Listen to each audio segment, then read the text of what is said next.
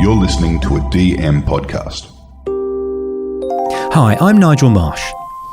To celebrate the 5th year anniversary of 5 of My Life, we are releasing 5 from the Vault, that being 5 of our most requested conversations. Enjoy this episode with Todd Sampson that launched the show way back in 2018.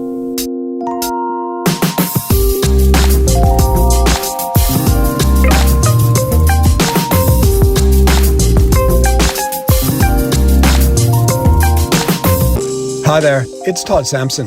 When Nigel asked me to be the first guest on his 5 of My Life, I was flattered. See, Nigel is not only a good friend, but he was also my mentor for many years. At one stage, I worked for him in advertising, and here I am, creating an ad for his show, Oh, The Arc of Life. I know from my documentary work that sharing our stories connects us. It promotes understanding. It's what makes us uniquely human. And Nigel has shared stories with all kinds of interesting people, like Julia Gillard, Australia's first female Prime Minister, media personality Amanda Keller, and Taryn Brumfitt, before she became Australian of the Year. I think that's more of a correlation than causation, although Nigel may claim otherwise.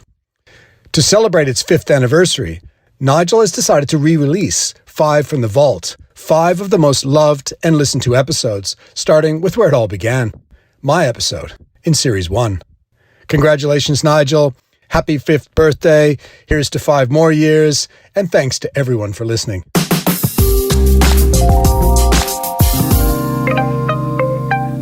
I remember something you said to me, 16 or so years ago, where you go, the trouble with climbing Everest, Nigel, is you've got to come back down. And if you are... If you achieve certain peaks, it doesn't matter. It could be commercial success or it could be climbing the world's highest mountain or wherever else. I see on your website beautiful, wonderful, joyous picture of you standing on top of Everest. I've still got the jacket you gave me. My kids wear it to water polo. But you've got to come down. Yes. You're not in that moment. You know, that's you on top of the world's highest mountain, having climbed it alone. Bloody hell. But then, you know, Naomi might say, could you take the recycling out, mate? And that is, and we were working together around that time, you know, and it is that. I mean, Everest is a symbol of achievement for many people, but for mountaineers, it's kind of just an exercise in resilience. It's not a highly skilled climb. It doesn't require a huge amount of mountaineering skill.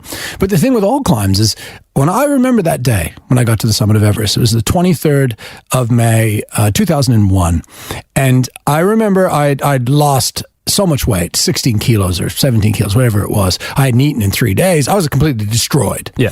And I got up there, and I remember I stood there. I was alone for that moment, and I just started crying. And I started crying, and I was saying to myself, "Thank you, thank you, thank you." And I remember I had this really weird moment where I thought, "Who am I thanking?" Yeah. Because I'm not a religious person, so who am I thanking? Sure. Is it just thankfulness?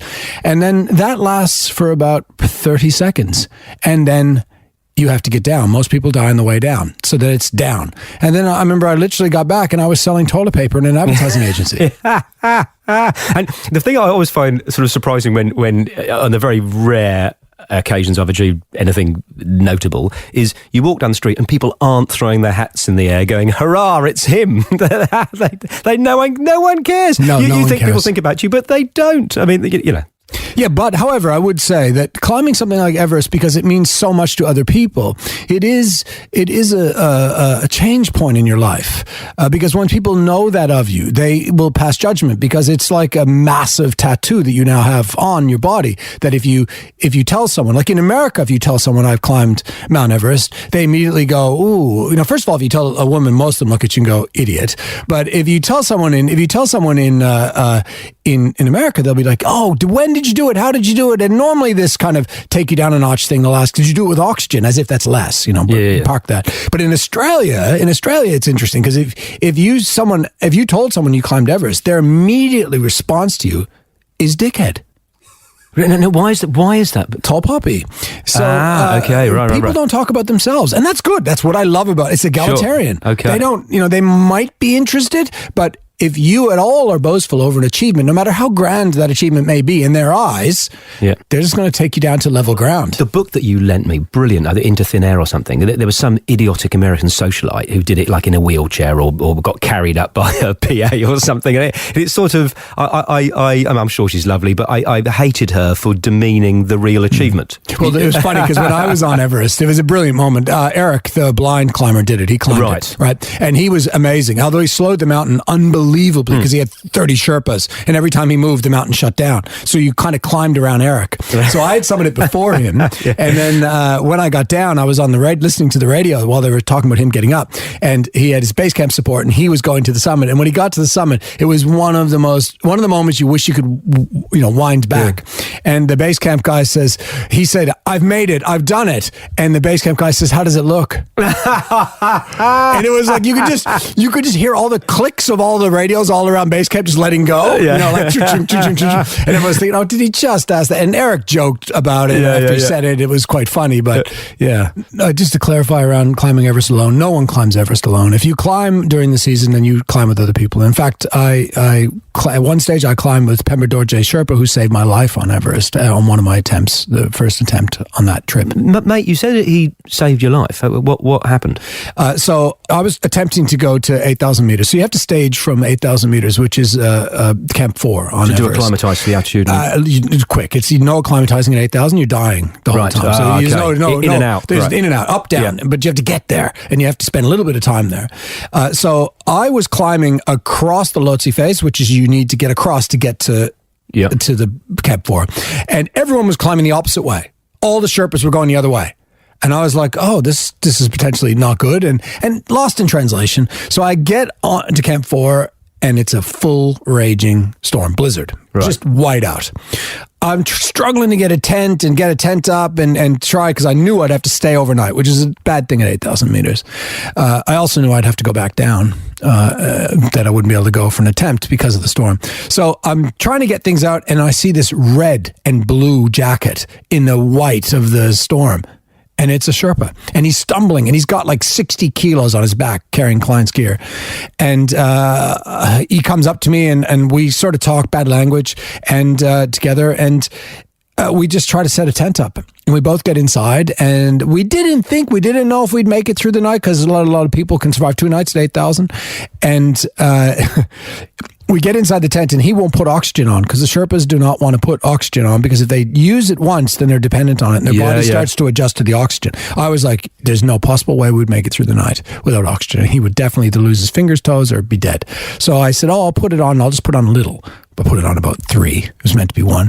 I put on him. We get in spoons together because of the cold. We had one sleeping bag between us. And then I woke up choking because the mask, I'd run out of air, and the mask had frozen onto my face. And then I went to undo the tent, only to realize that we had been covered. Buried overnight. But luckily, we had oxygen on, and we were buried in a dome. Right. So it didn't quite completely engulf us or crush down on us. It kind of blew that side and then blew up on the other side. So Sherpas don't like being buried, and they didn't grow up like I did in Canada, going into like building igloos and stuff. They didn't do that. So he started freaking out. We radioed down, and they asked me to leave him. I was like, I'm not going to leave him. And we ended up staying more there, and then he just freaked out and said, we're going. He said, we go. I left everything, all my gear there, and he led me. Up or down?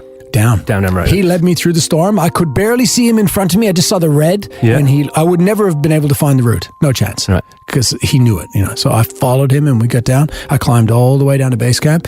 I stayed for 5 days there, and then I climbed all the way back up to the summit. That was the journey. It would not have happened without Pemba Dorje Sherpa. Was your stuff still there? Yeah. The only thing I recovered from that was my recordings, because I recorded the whole trip on tape. Wow. No video, no camera, just voice recordings. Hello, Five of My Life family. It's producer Mandy here. I hope you enjoyed this excerpt from the very first episode with Todd Sampson.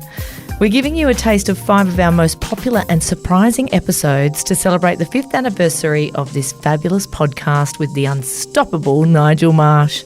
So over the next 5 days, you can revisit these episodes and maybe even go back and listen to them in full. But as a valued member of our 5 of My Life community, we have a small favour to ask. If you enjoy this podcast, Tell someone you know who likes to learn, who enjoys thinking, someone who wants to hear about the nuances of life and art and culture and the way that human stories can be deeply affecting and funny and sometimes deeply moving. Word of mouth is honestly the best way to let people know about this podcast, and we'd really appreciate it. I dare say the person you recommend it to will as well. Thanks for listening, and here's to another 5 years of 5 of my life.